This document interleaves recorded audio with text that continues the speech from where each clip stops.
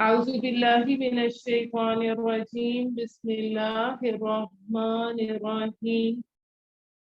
آیت نمبر 249 سورہ بقرہ. فلما پس جب فصلہ کے لفظی معنی ہے جدا ہوا، سیٹ آؤٹ بھی آپ کہہ سکتے ہیں. فا صاد لام اس کا روٹ ورڈ ہے. باہر نکلا، طالوت بالجنودی، جنودی ہمانی ہے لشکر، یعنی 7 لشکروں کے. قال کہا، ان بے شک، ان اللہ اللہ، مبتلیکم، مبتلا سے بھی آپ اسے یاد رکھ سکتے ہیں. با لام واو اس کا روٹ ورڈ ہے اور اس کے معنی ہے آزمانے والا ہے تمہیں، آزمانے والا ہے تمہیں بنہر ایک نہر سے. فما پس جو کوئی، شرب شین را با فعل ہے، شین را با اس کا روٹ ورڈ ہے، پیا، من ہو اس سے، فلیسا پس نہیں وہ، منی میرا، یعنی مجھ سے، من نی. ومن اور جس نے، لم نہیں، یطعمہ عین میم اس کا روٹ ورڈ ہے، چکھا اسے. فَإِنَّهُ پس بے شک وہ، منی میرا ہے، مجھ سے ہے. الا سوائے، الا من اغترف جو کوئی بھر لے ایک چلو، غین را فا اس کا روٹ ورڈ ہے، غرفتم ایک چلو، بیدی اپنے ہاتھ سے. فشربوا پس سب نے پی لیا، منہ اس سے، الا سوائے، قلیلا تھوڑے سے، منہم ان میں سے.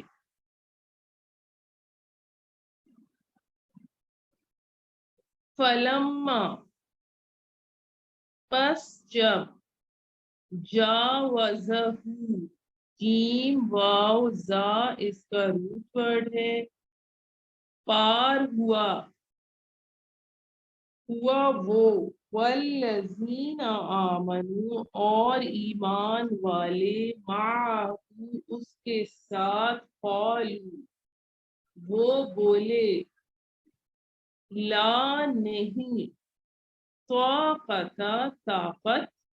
لنا ہمارے لیے، لنا الیوم آج کے دن، بجالوت ساتھ جالوت کے، وجنودی اور اس کے لشکروں، یعنی ان سے لڑنے کی. قال کہا، قال الذین ان لوگوں نے، یظنون ظانون اس کا روٹ ورڈ ہے جن کو خیال تھا، انہم کہ بے شک وہ سب، ملاقو لام قاف یا اس کا روٹ ورڈ ہے، ملاقات کرنے والے ہیں، ملاق اللہ اللہ سے. کم کتنی ہی، من سے، فئتن فا الف یا اس کا روٹ ورڈ ہے، جماعت، قلیلتن تھوڑی، غلبت غالب آئی، غین لام با اس کا روٹ ورڈ ہے، اور تا پہ جزم اس لیے آ رہا ہے کہ فیعت مؤنث ہے. فیعتن جماعت پر، کثیرتم بڑی کثرت سے، بِإِذْنِ اللہ ساتھ اللہ کے اذن کے یا ساتھ اللہ کے حکم کے. واللہ اور اللہ، مع ساتھ ہے، مع الصابرین صبر کرنے والوں کی. ولما اور جب برزو، بارازا اس کا روٹ ورڈ ہے سامنے ہوئے، ظاہر ہوئے، لی جالوتا جالوت کے لیے، وجنودہی اور اس کے لشکروں کے لیے، قالو بولے، ربنا اے ہمارے رب، افرغ فاراغین اس کا روٹ ورڈ ہے ڈال دے، علینا ہم پر، صبرن صبر، وثبت اور جما دے، ثباتا اس کا روٹ ورڈ ہے اقدامنا ہمارے قدم، وانصرنا اور مدد کر ہماری، نون صاد را اس کا روٹ ورڈ ہے فعل ہے، علا پر، علی القومی قوم کے، قوم الکافرین کافر. فہزموہم ہاذا میم اس کا روٹ ورڈ ہے، تو ان پس انہوں نے شکست دی انہیں، بِإِذْنِ اللہ ساتھ اللہ کے حکم کے. وقتل اور قتل ہوا مارا گیا اور مار ڈالا، داؤد داؤد نے، جالوتا جالوت کو، وآتاہ اور دی اس کو، آتا ہو کا روٹ ورڈ ہے الف تا یا، آتاہ اللہ اللہ نے اس کو، الملک سلطنت، والحکمت اور حکمت، وعلمہ عین لام میم اس کا روٹ ورڈ ہے اور سکھایا اس کو، مما اس میں سے جو، یشا چاہا، اور لو اگر، لا نہیں، دفع اللہ ہٹا دیتا اللہ یا دفع کرا دیتا اللہ، دفع اللہ الناس لوگوں کو، بعضہم بعض ان کے، ببعض ساتھ بعض کے، لفسدت الارض البتہ فساد ہو جاتا زمین میں، ولیکن اور لیکن، ولیکن اللہ اللہ، ذو فضل بڑے فضل والا ہے، علی العالمین جہان کے لوگوں پر. دل کا یہ، آیات اللہ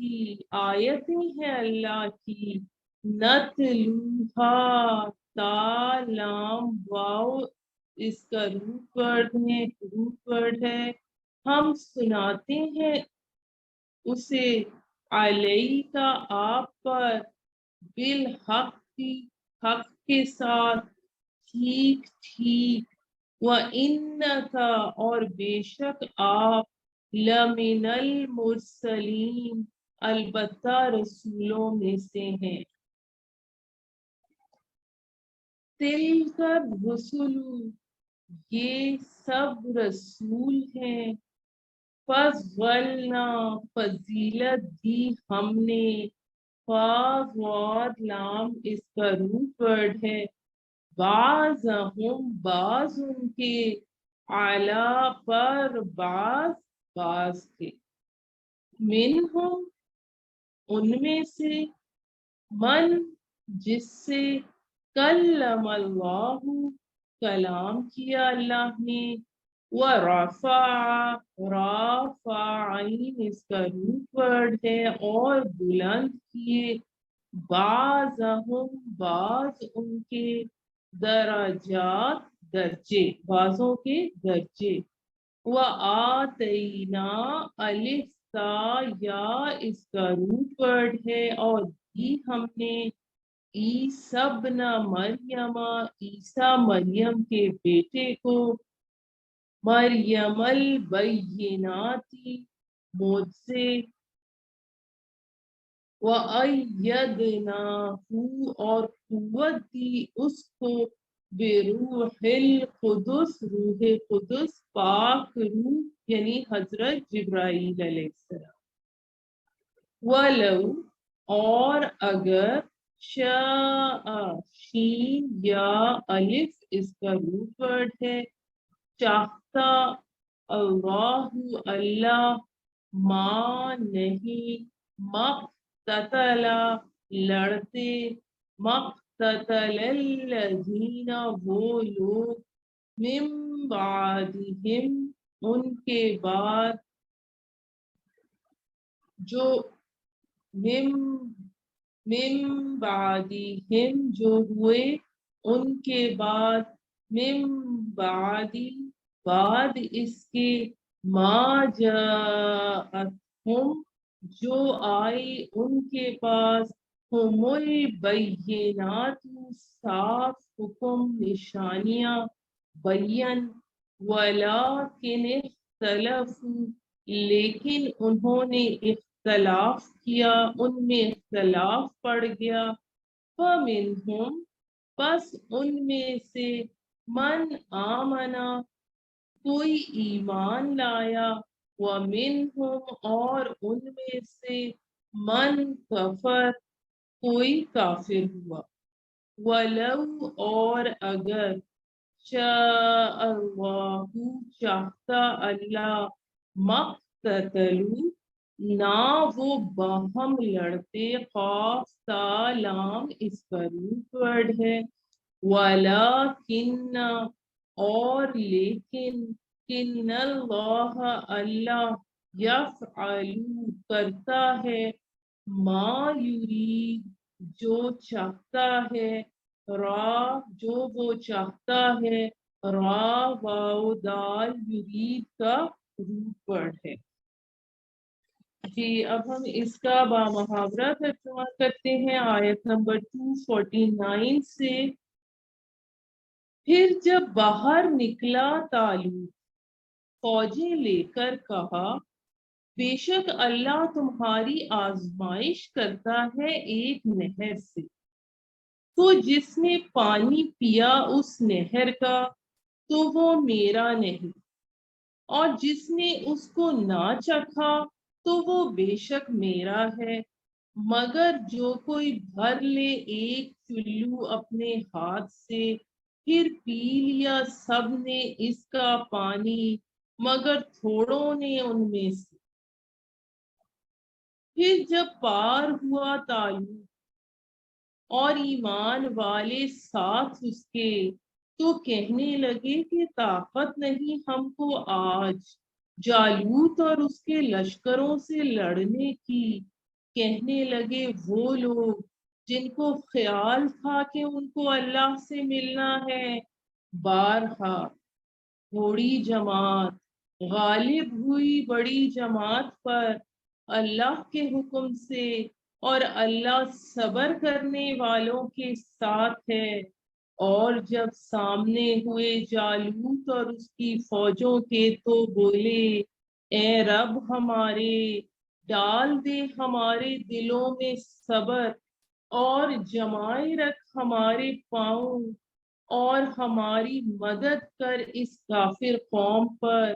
फिर शिकस्त दी मोमिनों ने जालूत के लश्कर को अल्लाह के हुक्म से,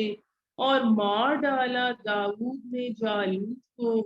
اور دی داؤد کو اللہ نے سلطنت اور حکمت اور سکھایا ان کو جو چاہا، اور اگر نہ ہوتا کہ دفع کرا دیتا اللہ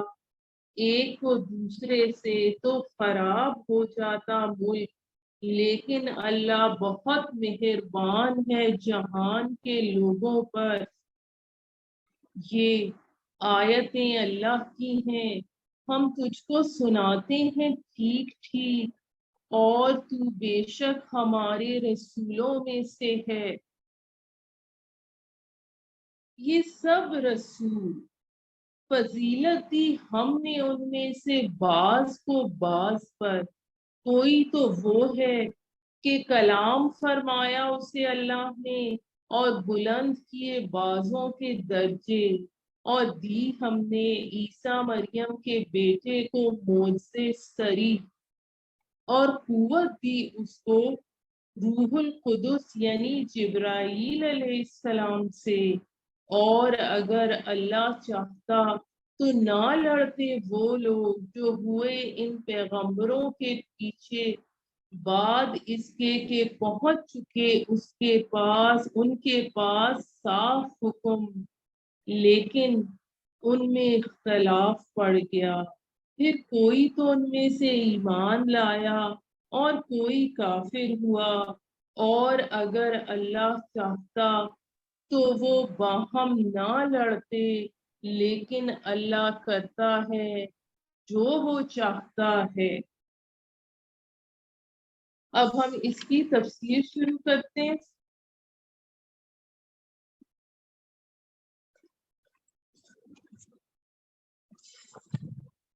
تو ہم نے کل یہ جہاں تک یہ واقعہ پڑھا تھا کہ جس میں ہم نے یہ پڑھا کہ طالوت اور اس کا لشکر جو تھے وہ نکلے جالوت سے لڑائی کے۔ اب وہ ایک نہر پر پہنچے ہیں، اب یہ نہر کون سی ہے اس کے بارے میں مختلف رائے ہیں۔ ایک تو یہ رائے ہے کہ یہ نہر اردن اور فلسطین کے درمیان ہے، اور ممکن یہ بھی ہے کہ اس سے مراد دریائے اردن ہو یا کوئی اور ندی یا نالا۔ اب اس ساری صورتحال میں طالوت بنی اسرائیل کے لشکر کو لے کر اس کے پار اترنا چاہتا تھا، لیکن اسے معلوم تھا کہ اس کی قوم کے اندر استقلال اور ثابت قدمی بہت کم رہ گئی ہے۔ اس ساری صورتحال میں اس لیے لوگوں کو ممیز کرنے کے لیے یہ آزمائش تجویز کی گئی کہ جو لوگ تھوڑی دیر کے لیے بھی اپنی پیاس ضبط نہ کر سکیں گے ان پر بھروسہ نہیں کیا جا سکتا کہ یہ جو دریا ہے اس سے تم نے جو پانی پینا ہے وہ ایک یا تو نہ پیے یا پھر ایک چلو بھر تک پیے۔ اب یہ سفر کون سا چل رہا ہے؟ یہ سفر چل رہا ہے یعنی بیت المقدس سے عمالقہ کی طرف، اور امتحان کس چیز کا ہے؟ اس پانی کا، اس نہر سے پانی نہ پینے کا، وہ امتحان ہے استقلال اور بے استقلالی کا، یعنی اللہ تعالیٰ تمہارا امتحان کریں گے ایک نہر کے ذریعے، یعنی تم اس وقت شدید پیاس کی حالت میں ہوگے، تو جو شخص اس سے افراد کے ساتھ پانی پیے گا، زیادہ سا پانی پیے گا، تو وہ میرے ساتھیوں میں سے نہیں، اور جو اس کو زبان پر بھی نہ رکھے، اصل حکم یہی تھا، وہ میرے ساتھیوں میں سے ہے، لیکن جو شخص اپنے ہاتھ سے چلو بھر پی لے تو اتنی رخصت ہے۔ یعنی کہ وہ نہر راستے میں آئی، پیاس کی شدت تھی، سب نے اس سے بے تحاشا پانی پینا شروع کر دیا، مگر تھوڑے سے آدمیوں نے ان میں سے احتیاط کی، کسی نے بالکل نہ پیا اور کسی نے تھوڑا پیا۔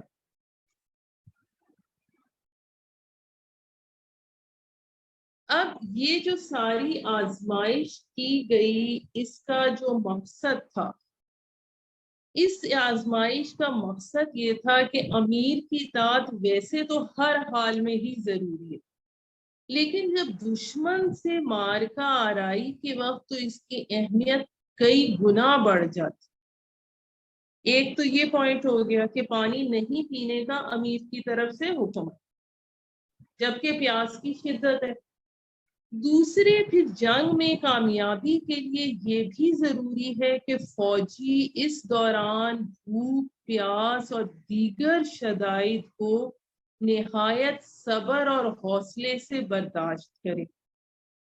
چنانچہ ان دونوں باتوں کی تربیت اور امتحان کے لیے طالوت نے کہا کہ نہر پر تمہاری آزمائش ہوگی، جس نے پانی پی لیا اس کا مجھ سے کوئی تعلق نہیں، لیکن اس تنبیہ کے باوجود اکثر نے پانی پی لیا، اور ان کی تعداد کے بارے مختلف اقوال ہیں، البتہ نہ پینے والوں کی تعداد 313 بتائی جاتی ہے، جو کہ اصحاب بدر کی تعداد ہے۔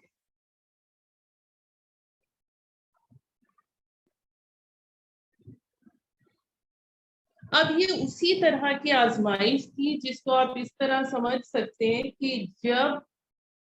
نبی صلی اللہ علیہ وآلہ وسلم جو تھے غزوہ بدر سے قبل آپ نے مشاورت کی تھی کہ مسلمانوں، ایک طرف جنوب سے کیل کانٹے سے لیس ایک لشکر آ رہا ہے، دوسری طرف شمال سے مال و اسباب سے لدا پھندا ایک قافلہ آ رہا ہے، اور اللہ تعالیٰ نے فرمایا ہے کہ میں تمہیں ان دونوں میں سے ایک دوں گا، بتاؤ کدھر چلے۔ تو جو لوگ کمزوری دکھا رہے تھے تو انہوں نے کہا چلے پہلے قافلہ لوٹ لیں، لیکن جو لوگ باہمت تھے انہوں نے کہا حضور، جو آپ صلی اللہ علیہ وآلہ وسلم کا ارادہ ہو، جو آپ کی منشا ہو، آپ اس کے مطابق فیصلہ فرمائیے، ہم حاضر ہیں۔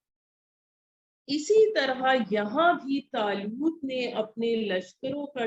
لشکر کا ٹیسٹ لیا کہ وہ میرے حکم کی پابندی کرتے ہیں یا نہیں کرتے۔ اب یہ تو ٹیسٹ ہو گیا، اس کے بعد کیا ہوا کہ جب وہ دریا پار کر کے آگے بڑھے، طالوت اور اس کے ساتھی اہل ایمان، تو ان میں سے جنہوں نے پانی پی لیا تھا وہ پانی پی کر بے سود ہو گئے، ایسے ہی جیسے غزوہ احد میں نبی صلی اللہ علیہ وآلہ وسلم کے ساتھ 1000 آدمی مدینہ منورہ سے نکلے تھے اور عین وقت پر 300 افراد ساتھ چھوڑ گئے تھے۔ تو اس صورتحال میں بھی طالوت اور ان ساتھیوں نے جو ایمان پر ثابت قدم رہے تھے دریا پار کر۔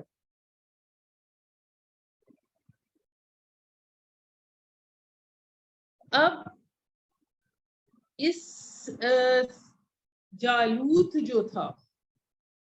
جالوت کے بارے میں یہ آتا ہے کہ جالوت بڑا قوی ہیکل اور گرانڈیل انسان تھا۔ اس کا زرہ بختر میں اس کا پورا جسم اس طرح چھپا ہوتا تھا کہ سوائے آنکھ کے سوراخ کے جسم کا کوئی حصہ کھلا نہیں ہوتا تھا۔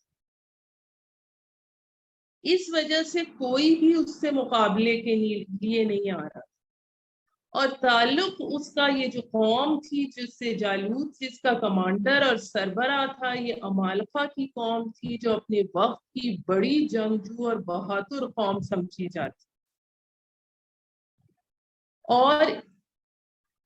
اسی ان کے شہرت کے پیش نظر عین معرکہ آرائی کے وقت اہل ایمان نے بارگاہ الہی میں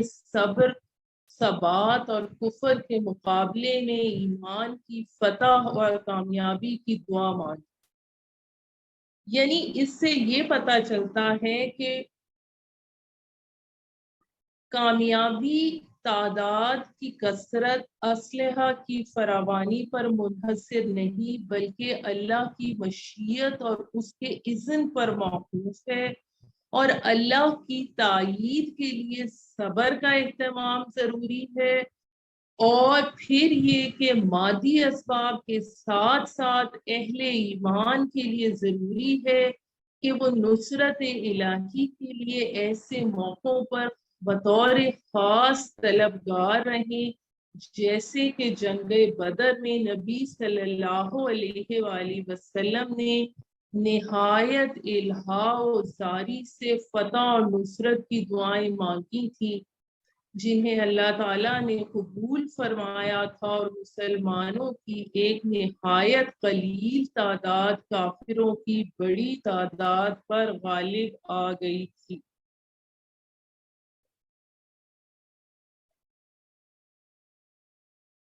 تو اس میں مسلمانوں کو یہ کہا جا رہا ہے کہ تم ایمان والوں کو جو طالوت کے ساتھ تھے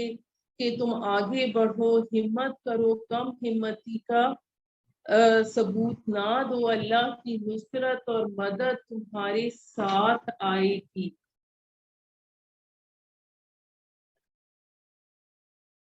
پھر اس میں آیت نمبر 250 میں وَلَمَّا بَرَزُوا لِجَالُوتَ، برزا کے معنی ظاہر ہونا کے ہیں، آمنے سامنے آ جانا کے ہیں۔ اب دونوں لشکر میدان جنگ میں آمنے سامنے آئے، ادھر طالوت کا لشکر ہے، ادھر جالوت کا۔ پھر کیا انہوں نے دعا کی کہ اے ہمارے رب ہم پر صبر انڈیل دے، افرغ علینا۔ افرغا کا مفہوم ہے کسی برتن سے کسی کے اوپر پانی اس طرح گرا دینا کہ وہ برتن خالی ہو جائے۔ تو طالوت اور اس کے ساتھیوں اہل ایمان نے دشمن کے مد مقابل آنے پر دعا کی کہ اے ہمارے پروردگار ہم پر فضل کا صبر کا فیضان فرما دے، صبر کی بارش فرما دے، صبر انڈیل دے۔ اور کہا یہ کس کو جا رہا ہے؟ اہل ایمان کو تلقین کی جا رہی ہے، کیونکہ جیسے ہم کل پڑھ چکے کہ غزوہ بدر قریب تھا، تو بدر کے موقع پر تمہارا جب کفار سے مقابلہ ہو تو تمہیں بھی ایسی ہی دعا کرنی چاہیے۔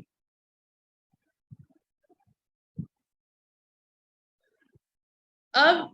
آیت نمبر 251 میں جب داؤد یعنی اب جب وہ حضرت داؤد علیہ السلام جو تھے، جو ابھی اس وقت نہ پیغمبر تھے نہ بادشاہ تھے، صرف وہ طالوت کے لشکر میں ایک سپاہی کے طور پہ شامل تھے۔ بعد میں حضرت داؤد جو ہیں وہ جلیل القدر نبی اور بادشاہ ہوئے، اور ان کے بیٹے حضرت سلیمان علیہ السلام۔ تورات سے یہ معلوم ہوتا ہے کہ داؤد ایک گڈریے تھے اور جنگل میں اپنی بھیڑ بکریاں چرایا کرتے۔ ان کے پاس ایک گوپیا ہوتا تھا جس کے اندر پتھر رکھ کر وہ اسے گھما کر مارتے تھے، اور نشانہ اتنا صحیح تھا کہ اس سے وہ اپنی بکریوں پر حملہ کرنے والے جنگلی جانوروں کے جبڑے توڑ دیا کرتے۔ جب طالوت اور جالوت کے لشکر آمنے سامنے آئے تو داؤد وہی تھے، انہوں نے دیکھا کہ جالوت للکار رہا ہے کہ ہے کوئی جو میرے مقابلے میں آئے، لیکن سب سہمے کھڑے ہیں، کوئی آگے نہیں بڑھا۔ یہ دیکھ کر ان کی غیرت کو جوش آ گیا، انہوں نے طالوت سے جالوت کے مقابلے میں جانے کی اجازت مانگی اور کہنے لگے کہ میں تو اپنے گوپیے سے شیروں کے جبڑے توڑ دیا کرتا ہوں، تو میں ابھی اس کو کیفر کردار تک پہنچاتا ہوں۔ داؤد علیہ السلام نے سپہ سالار کی اجازت سے اپنا گوپیا اور چند پتھر اٹھائے اور دیو ہیکل جالوت کے سامنے جا کھڑے ہوئے۔ جالوت نے ان کا مذاق اڑایا، لیکن انہوں نے اپنے گوپیے میں ایک پتھر رکھ کر ایسا گھما کر چھوڑا کہ وہ سیدھا آنکھ کے سوراخ سے پار ہو کر جالوت کے بھیجے کے اندر اتر گیا اور جالوت وہیں ڈھیر ہو گیا۔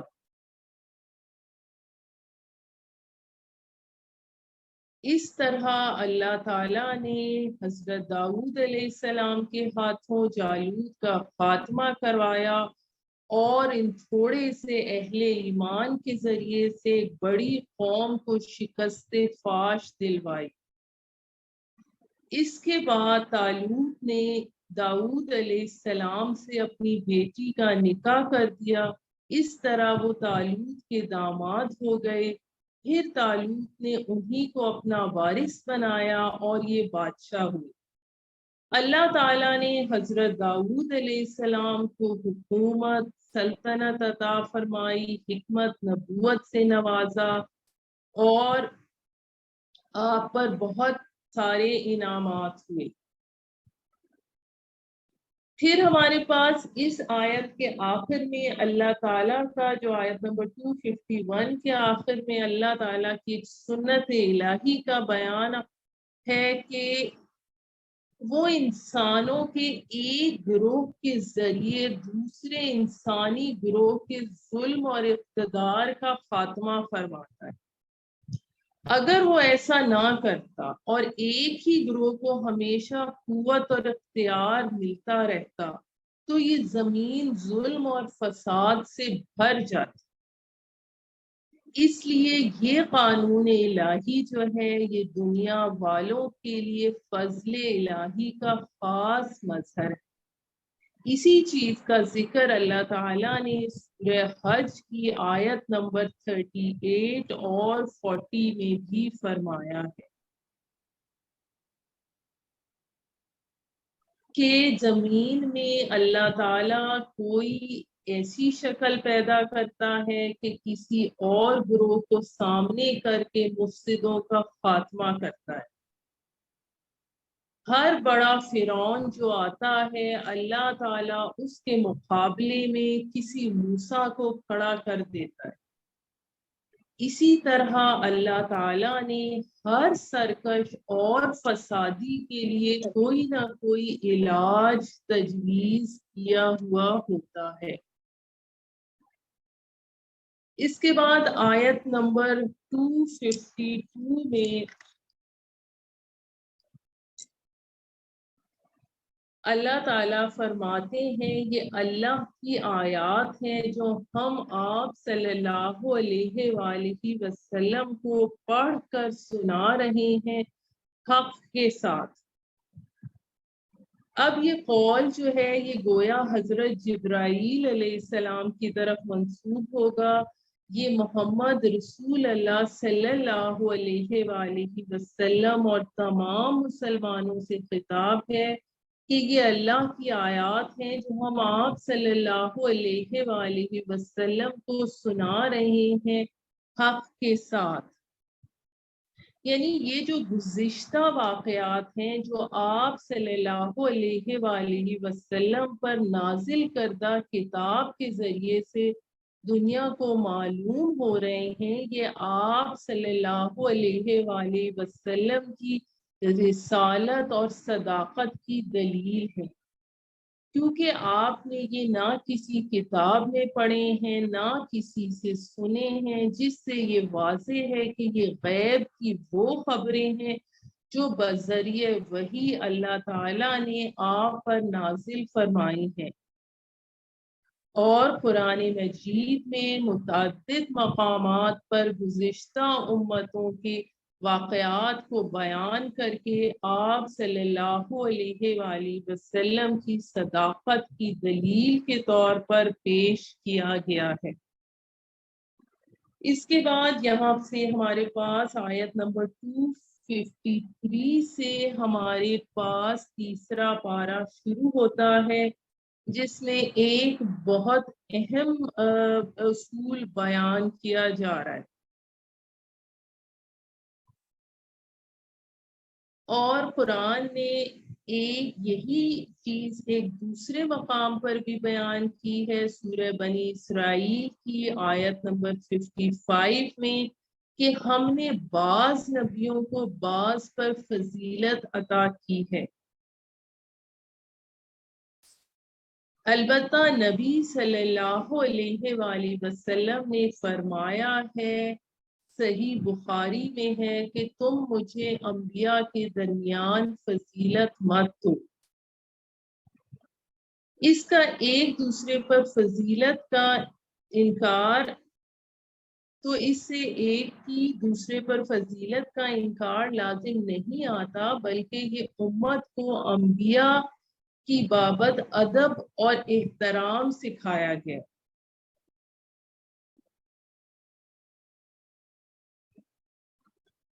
کہ اس سے کچھ انبیاء کی شان میں کمی نہ ہو۔ تو اس میں لیکن تفریق درمیان میں رسولوں کے اور تفضیل جو ہے قرآن میں ثابت ہے۔ اللہ تعالیٰ نے اپنے رسولوں میں سے ہر ایک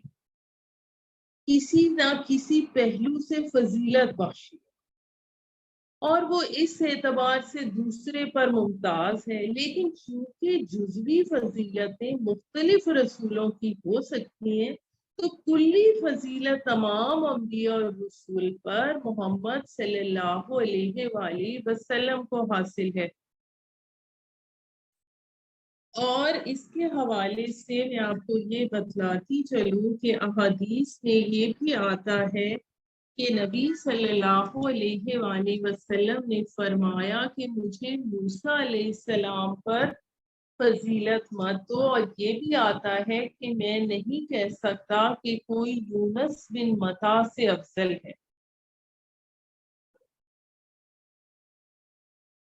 اب اس میں جو جزوی فضیلتیں آئی ہیں اس کے حوالے سے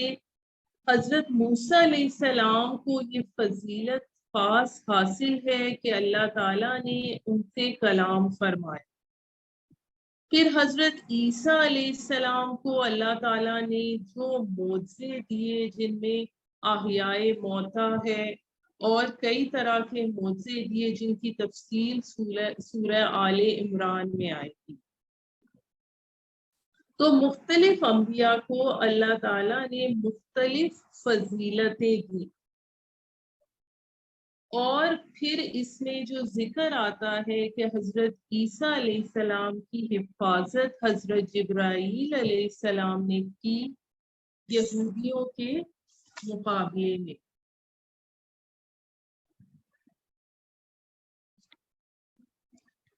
پھر اس میں جو ہمارے پاس اس آیت کے بعد میں آگے آتا ہے کہ اگر اللہ چاہتا تو ان کے بعد آنے والے آپس میں نہ لڑتے جھگڑتے، یعنی نہ تو یہودیوں کی آپس میں جنگیں ہوتی، نہ یہودیوں اور نصرانیوں کی لڑائیاں ہوتی، نہ ہی نصرانیوں کے فرقوں کی لڑائیاں ہوتی۔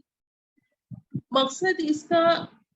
یہ نہیں ہے کہ اللہ کے نازل کردہ دین میں اختلاف پسندیدہ ہے۔ اللہ کو تو یہ اختلاف سخت پسند ہے، اللہ کی سخت ناپسند ہے۔ اللہ کی پسند اور رضا تو یہ ہے کہ تمام انسان اس کی نازل کردہ شریعت کو اپنا کر نارے جہنم سے بچ جائیں۔ اسی لیے اس نے کتابیں اتاری، انبیاء علیہ السلام کا سلسلہ قائم کیا، یہاں تک کہ نبی کریم صلی اللہ علیہ وآلہ وسلم پر رسالت کا خاتمہ فرما دیا۔ اور اس کے بعد خلفاء اور علماء کے ذریعے سے دعوت حق اور عمل بالمعروف و نہی عن المنکر کا سلسلہ جاری رکھا اور اس کی سخت اہمیت اور تاکید فرمائی۔ لیکن مقصد اس کا یہ تھا کہ لوگ اللہ کے پسندیدہ راستے کو اپنائیں، لیکن چونکہ اس نے ہدایت اور گمراہی دونوں راستوں کی نشاندہی کر دی، کوئی ایک راستہ اختیار کرنے پر مجبور نہیں کیا گیا، بلکہ بطور امتحان اسے اختیار دیا گیا اور ارادے کی آزادی سے نوازا گیا کہ کوئی اس ارادے سے اس اختیار کو صحیح استعمال کر کے مومن بن جاتا ہے اور کوئی اس اختیار اور آزادی کا غلط استعمال کر کے کافر۔ یہ گویا اس کی حکمت اور مشیت ہے جو اس کی رضا سے مختلف چیز ہے۔ کس سے میں اس بات کو ایکسپلین کرتی ہوں کہ اللہ تعالیٰ نے دنیا کو اس حکمت پر بنایا ہے کہ یہ دنیا کی زندگی ایک آزمائش ہے، چنانچہ آزمائش کے لیے اس نے انسانوں کو آزادی دی ہے۔ جو شخص غلط راہ پر جانا چاہتا ہے وہ اسے بھی آزادی دیتا ہے، جو صحیح راہ پر جانا چاہتا ہے اسے بھی آزادی دیتا ہے۔ سبحان ربک رب العزت عما یصفون والسلام علی المرسلین والحمد للہ رب العالمین۔